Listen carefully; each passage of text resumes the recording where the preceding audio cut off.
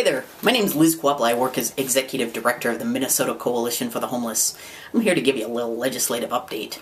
As you may know, the state budget is $31 billion. $31 billion. Of that, we're short $6.2 billion. So if you imagine a big pie, $31 billion, we're short 6. It's a big chunk of the pie we have to fix. The legislature has a few different options available to them. One is they can raise revenues to fill that hole. 2, they can cut essential services. 3, they can find reforms. Or 4, they can do a combination of any of these. Today, the legislature took a chainsaw to the safety net. They took a budget axe to cut essential programs. Just 2 of them, Emergency General Assistance and Emergency Minnesota Supplemental Aid. Let me give you a definition. To qualify for these programs, a client must face an emergency situation that will threaten the client's health or safety if not resolved. And the client must be unable to resolve the situation using all of the income and resources available to them. Let me give you an example. Samantha is a woman in her 20s in a small Minnesota town. She lived with her mother up until about a year ago when her mother passed away. Samantha is deaf and has some developmental disabilities. She's unable to live on her own. So when her mom died, Samantha moved in with her boyfriend. Nobody knew that he was abusive. She gave him money to pay the rent and he didn't pay it. He spent it elsewhere. Samantha didn't know the rent wasn't getting paid and she was unable to communicate with the landlord. She didn't know there was a problem until they were both threatened with eviction. Fortunately, she found some help.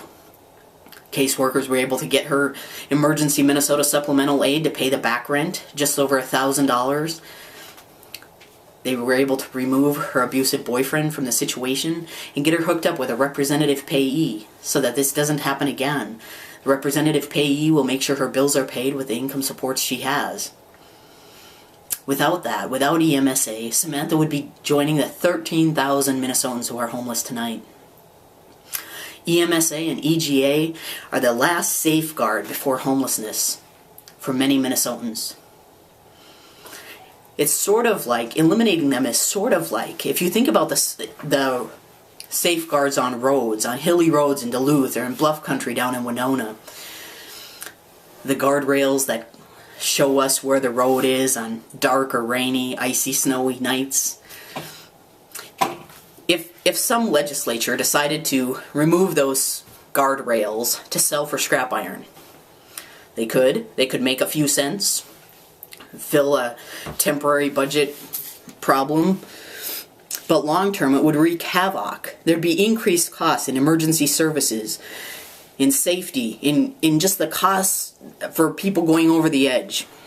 This is my cat Taylor, and he's coming to say he agrees. This wouldn't make any sense at all.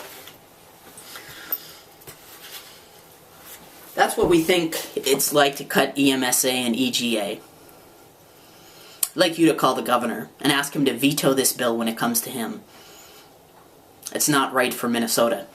The governor's phone number is 1-800-657-3717. 1-800-657-3717. You may never have called the governor before, but I've never made a YouTube video before, and I bet that working together, we can make sure these cuts don't happen to Minnesota's most vulnerable residents. Thank you.